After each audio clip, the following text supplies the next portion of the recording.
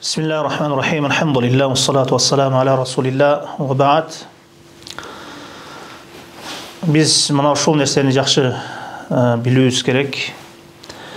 Бизге эң жашообуздагы зарыл болгон илим, баары нерседен зарыл болгон илим бул шарият илими болуп саналат. Мусулман пенде күн сайын Аллах Тааланын аяттарын жана пайгамбарыбыз саллаллаху алейхи вассаламдын hadislerin oku yürümünge hareket kılığız gerek. Antkeni ayat hadislerde okup yürüngen kezde bizdin imanımız aşıp taşat.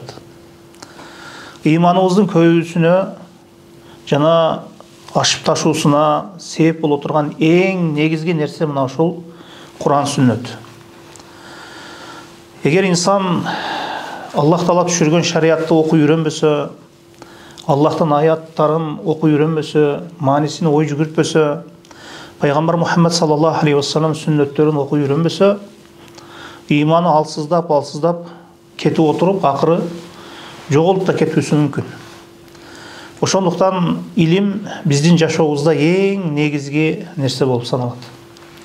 Ошондуктан Аллах Таала эң биринчи түшүргөн аяттагы ошол икра окугун деп түшүргөн экен.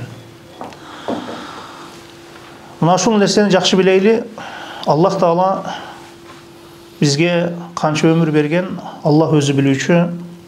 Пайгамбар Мухаммад саллаллаху алейхи вассалам менин үммөтүм 60 менен 70-тин аралыгында тиги дүйнөгө кете берет деп айткан. Эми орточо эсеп менен алганда Пайгамбар Мухаммад саллаллаху алейхи вассаламдын үммөтү 60 менен 70-тин ортосу же андан ары рызкысына карап ашып барып жашоосу мүмкүн. Эми ар бир инсандын тагдырын, өмүр рызкысын Аллах Таала белгилеп, бир күнгө, бир саатка чектеп койгон бул жашоодо.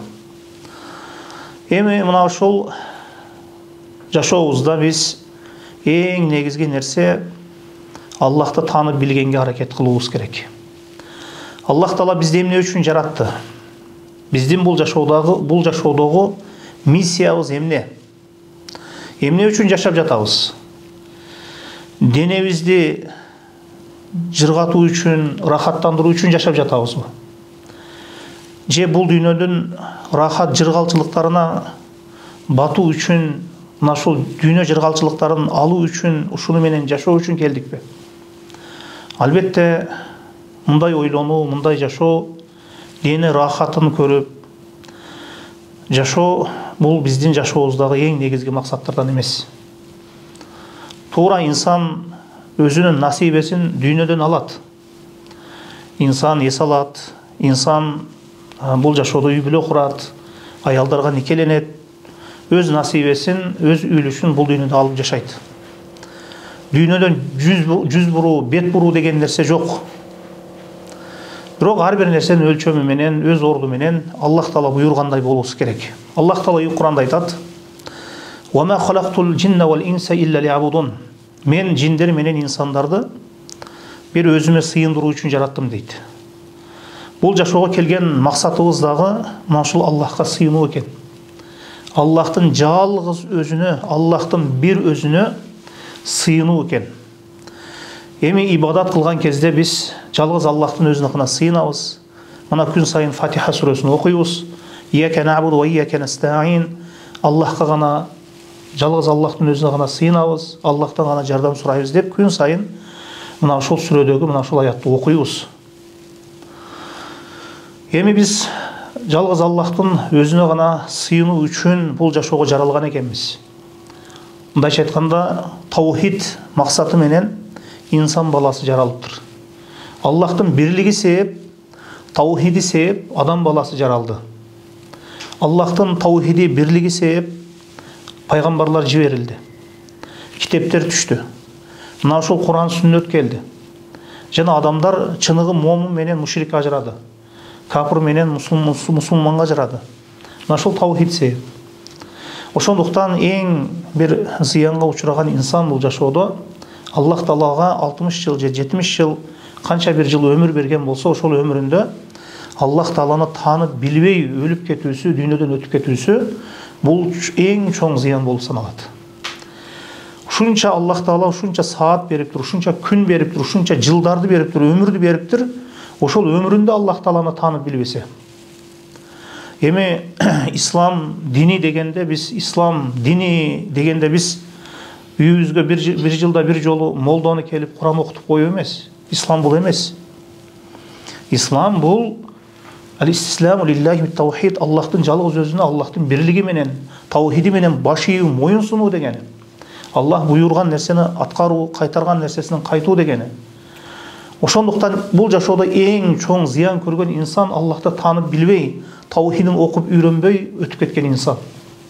Ошондуктан инсан өмүрүнүн акырына чейин Аллахтын бирлигин, Аллахтын таухидин окуп үйрөнүүнү, мына ушул нерсенин үстүндө иштөөнү, ушул нерсени адамдарга таратууну, түшүндүрүүнү, билдирүүнү токтотпоосу керек.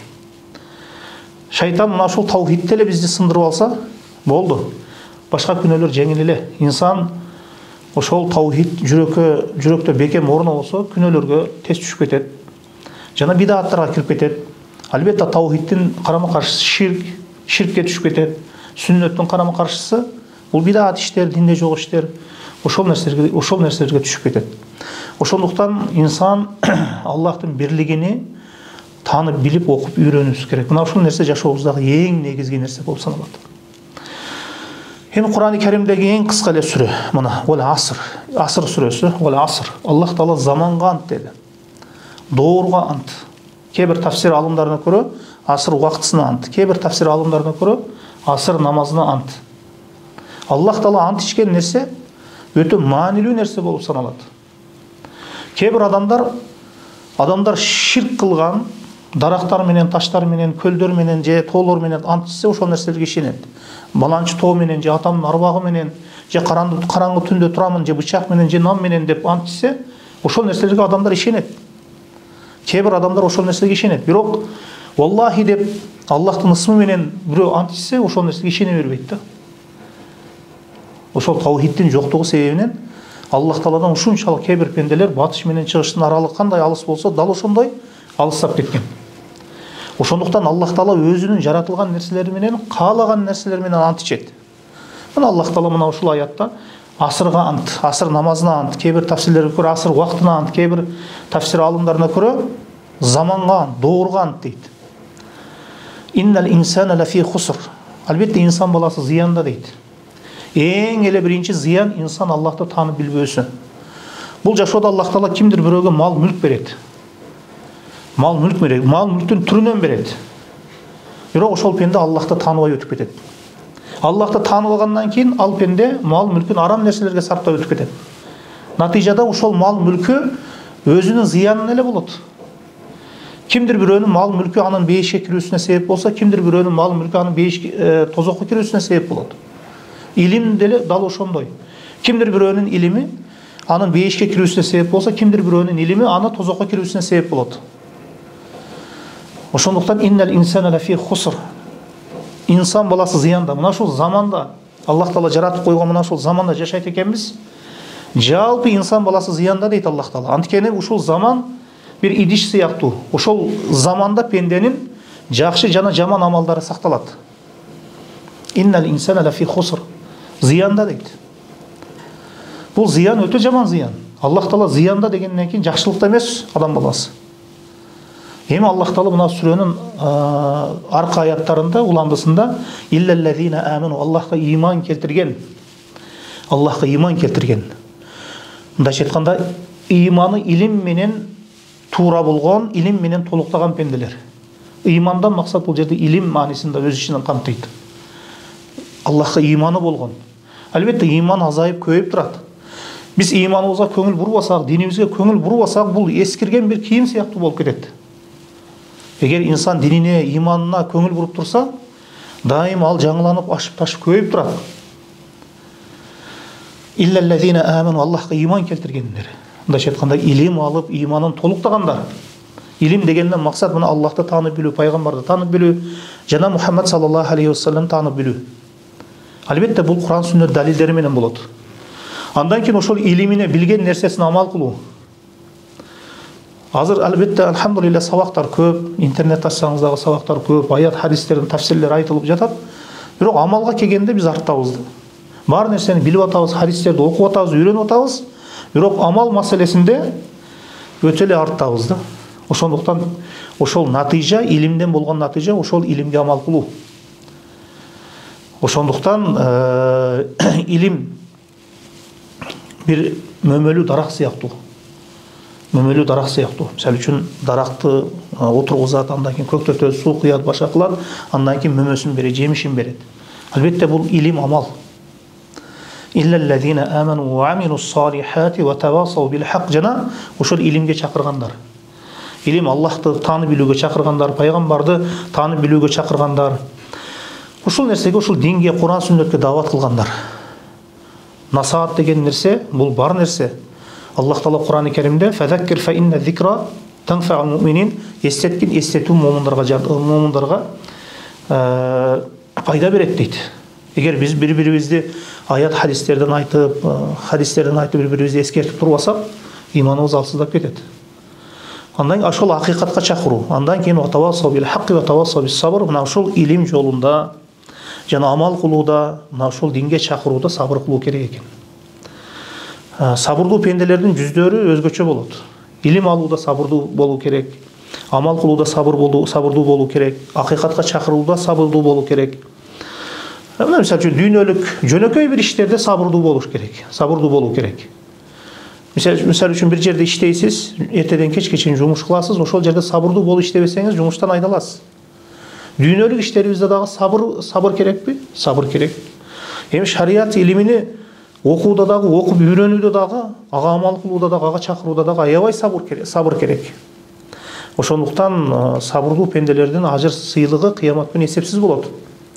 Мына Аллах Таала Кур'анда айтат: "Иннама юваффас сабирун ажрахум бигайри хисаб".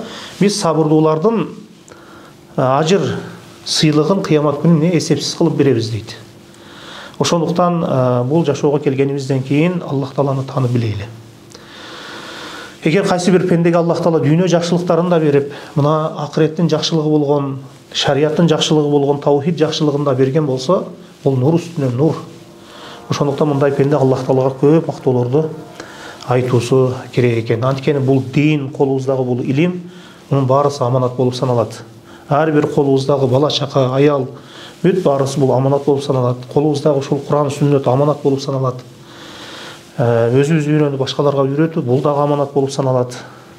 Ошондуктан мына ушул нерсеге кайдыгер карабай Кур'ан сүннөттү окуп үйрөнө берейли. Болгон жерибизде, турган жерибизде, жашаган жерибизде, бардык жерлерде адамдарга жакшылыкты гана каалообуз керек. Аллаху алам, саллаллаху алейхи ва саллям.